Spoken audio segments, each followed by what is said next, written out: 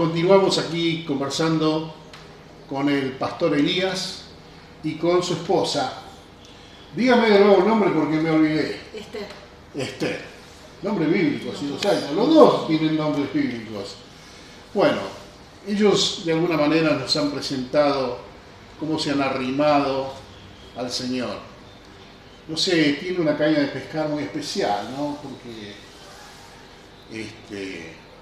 esa sensación de paz que inigualable es difícil de sentir. Lo digo porque yo, en este caso, son ustedes los protagonistas, pero quiero personalizar la perspectiva para, de alguna manera también, que otro que esté viendo reciba la reflexión de ustedes al respecto. Dicen que con el solo hecho de tener ganas, de tener fe, ya hay una especie de inclinación del oído de Dios o de la mirada de Dios hacia uno. Pero normalmente eso, que me inquieta a mí también, posiblemente le pase a muchos, que va a las iglesias invitado y no pasa nada, no siente nada uno. Y hay personas que uno no sabe ni qué pensar, que tienen vibraciones, hacen estados catalépticos, se lo digo con toda sinceridad, y hasta entran en una suerte de no sé, trance o cosa por el estado, algo místico, y uno no se sabe, digo, ¿cómo hace? O sea, uno no sabe si envidiarlo solamente, digo, ¿no? O qué, algo parecido, decir, ¿cómo es que él siente y yo lo siento? ¿Se puede explicar esto? Yo creo que responde más que nada a las características de cada persona. Creo que hay personas a las cuales Dios les da ese trato porque es lo que esa persona necesita para acercarse a Dios o para presentar su fe o para creer, o no sé qué pasa dentro de la persona. Pero creo que tiene que ver con el trato personal de Dios con cada persona. Porque en definitiva no se basa solo en emociones de que siento esto, siento lo otro, porque cuando Jesús mencionó el mandamiento, dijo: amarás a tu Dios con todo tu corazón, con toda tu mente, es decir, que entra la razón también. No es solo lo místico, no es solamente lo que siento, sino también lo que conozco, lo que puedo percibir, lo que puedo analizar, lo que puedo entender. Y de hecho la palabra me dice que Dios se manifiesta en las cosas creadas, en lo que yo puedo ver, entender y estudiar. Entonces creo que tiene que ver más que nada con el trato personal hacia cada uno. Algunos necesitarán ese trato especial, otros no, porque a mí, por ejemplo, muy rara vez tengo eso de decir sentí algo muy lo efusivo, que es lo que me refiero. Claro, a veces, pero no quiere decir que Dios no esté. Aquí está creo que también la predisposición de cada uno de ir, como nosotros decimos, ¿no? Que quiero ir a recibir lo que Dios tiene preparado para mí, porque muchas veces nosotros vamos a ver qué pasa, o voy a mirar lo que le pasa al otro, pero hay gente que, en mi caso, la primera vez que me pasó, yo fui ya entregado directamente, diciendo al Señor, hacer lo que tenga que hacer vos, ya fui regalado. Claro, fuiste con una necesidad específica. Fui con una necesidad específica. Muchos van y a ver qué pasa. Todo está en mi predisposición también, a ver qué Dios quiere para mí. Tiene que ver mucho de eso también.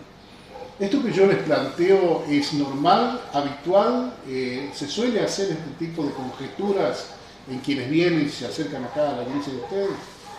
Se da inclusive en gente que ya tiene tiempo en el Señor, porque es como que a veces habrá escuchado la palabra estoy en el desierto, ¿no?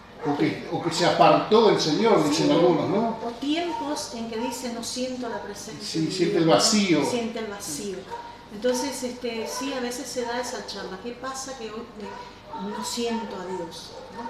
Pero la verdad es que la palabra no dice que la tengo que sentir, sino que tengo que creer, tengo que tener fe. ¿Cómo manejás la cuestión de ambos dos? ¿Cómo manejan en todo caso esa cuestión del vacío? Inclusive cuando se presenta el olvido de Dios por un tiempo, y uno dice, bueno, de vez en cuando se acuerda de Dios, sobre todo cuando tiene algún problema. Porque el diario vivir, el ajetreo, la falta de plata, qué sé yo, mil cosas. Pero ahí está que nosotros compartimos muchas veces con ella, que hay que cuando hay más tiempo tener que buscar la presencia de Dios.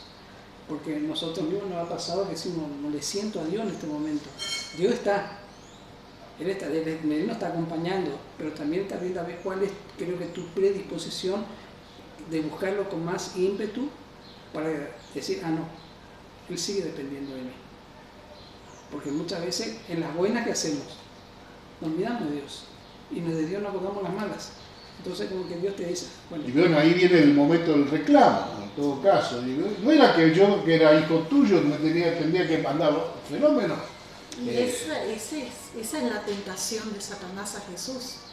Si sos hijo de Dios, es justamente la duda que nos quiere poner en el corazón para que nos apartemos. Pero si estamos afianzados en la palabra, podemos recordar sus promesas, ¿no? Que fue lo que hizo Jesús en el desierto cuando fue tentado. Justo estábamos hablando ahí con esta alumna y recordábamos el caso de Agar cuando estaba en el desierto, huyendo de su ama Sara, y que tuvo sed, y que, bueno, Dios la auxilió en ese momento y le mostró un pozo de agua, y ella le puso el nombre a ese pozo, el pozo del viviente que me ve, el Dios que me ve. Entonces ella pudo descubrir que aunque ella no la sentía, aunque se sentía totalmente sola en medio del desierto, Dios la seguía viendo y estaba atento a lo que le estaba pasando, aún siendo ella una egipcia, ni siquiera era del pueblo hebreo. O sea, Dios no hace acepción de raza, persona, como se dice, ¿no? De origen, de dónde esté parado uno, nacionalidad, o lo que sea. Así que ese es un ejemplo muy fuerte. A mí me impacta cuando ella le pone ese nombre al pozo. A mí me gusta plantear de vez en cuando también la cuestión de los milagros, ¿no? Hay gente que manifiesta en la televisión, en programas de todo tipo, donde dice, bueno, milagro de tal cosa, ¿no? Ya por su salud, por algún problema físico, o alguna otra clase de problemas que tendrá que ver, soluciones, hasta escuché cosas materiales, como que puedo vender una casa invendible, que eso es una cosa tan así es. Hoy comentaba que nosotros lo experimentamos como familia. Yo tuve cáncer en el 2005 y es un milagro que hoy, ¿cómo le voy a servir a Dios? Se encapsuló. ¿Eso formó parte de la explicación de la depresión anterior o no? Y creería que pero fue posterior. Fue posterior, Sí. fue posterior. No, eso fue, yo en el 2005, 5 años después. Sí. Nosotros siempre decimos que Dios me prestó un cáncer a mí. Es un milagro que se haya encapsulado todo el cáncer y tenía dos tipos de cáncer. Uno era fulminante. Tenía, según el oncólogo, tenía transmeseria. Es un milagro que se haya encapsulado todo. ¿Y en ese momento quién oraba? ¿Usted? No, damos los dos el camino de Dios. Ya el está. camino Sí. del Señor, pero él recibe palabra de Dios a través de nuestro hijo de 7 años, que en ese momento tenía 7 años. Dios Cuando usó la vida de él. Pero ahí me resulta, ustedes me hablaban recién del 2019-2020. No, perdón. En el 2000, nosotros, yo llegué al camino del Señor. Sí. Ah, y luego te apartaste, como dicen. No. Ahí fue el proceso. Fíjate cómo dijo eso.